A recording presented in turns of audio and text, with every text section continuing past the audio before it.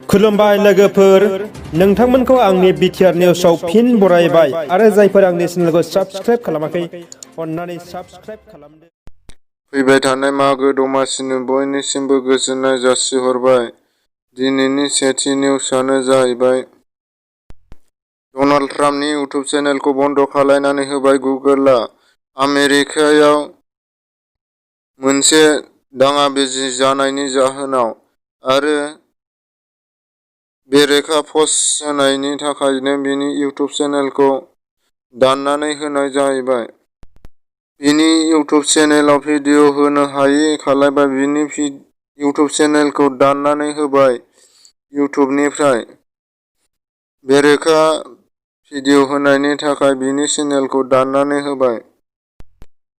गासैबो गोजाम बाथौ थानसालिफोरा थाबैनो लुफुंजागोन होननानै बुङो बाथौ गौथुमनि गाहाय नेहाथारि बसन्त कुमार स्वर्गियारिआ सिगाङाव आसाम सरकारजों रायज्लायखाबाय होननानै फोसावनानै होयो। बेखौ माखासे बाथौ थानसालिफोरखौ थाबैनो लुफुंगोन होननानै बुंनानै होयो गाहाय नेहाथारि बसन्त कुमार स्वर्गियारिआ।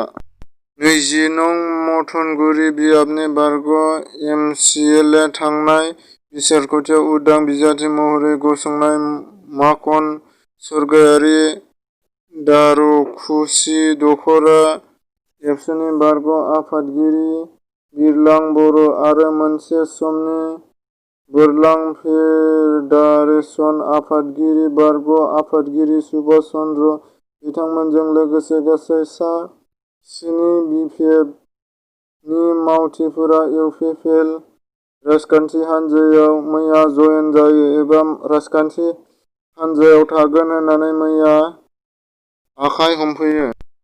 मैया कभिड-19 नि भेक्सिनखौ सेकेन्ड स्टेपनिखौ लाबोबाय। सेकेन्ड्राबादनिफ्राय इन्दक बिरखंजों गुवाहाटीसिम लानानै फैबाय। गुवाहाटीआव सफैबाय सेकेन्ड स्टेपनि भेक्सिनआ। अख्रांमायाव भारत हादरनिफ्राय गिबिसिन थांजेननाय राकेश शर्मा बिथांनि मैया जोनोम सानमोन। पान्जाबआव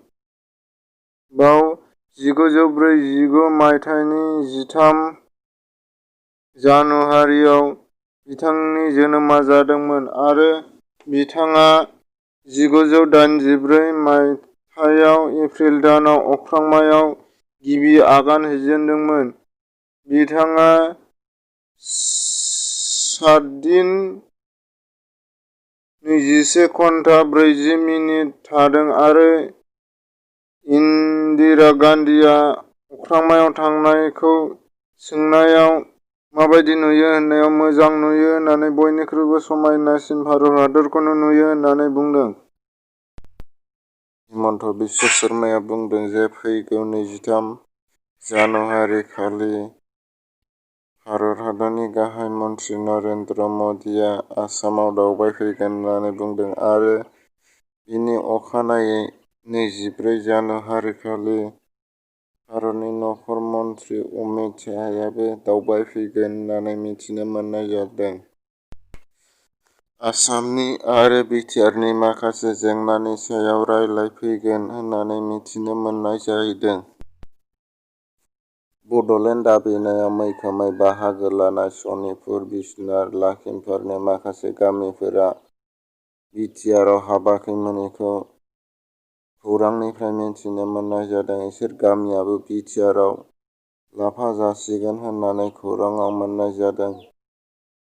माखासे गामि जेराव 13 थासो गामि दंमोन बेखौ बिटिआरआव सोफागोन होननानै खौराङाव मोननाय जादों। आंनि चेनेलखौ साबस्क्राइब खालामाखैबा साबस्क्राइब खालामदो आरो बे खाथिनि बेल आइकन बेलखौबो थुनानै होदो जाहाथे मोजां खौरां लानानै थाबैनो सहैनाय बायदि।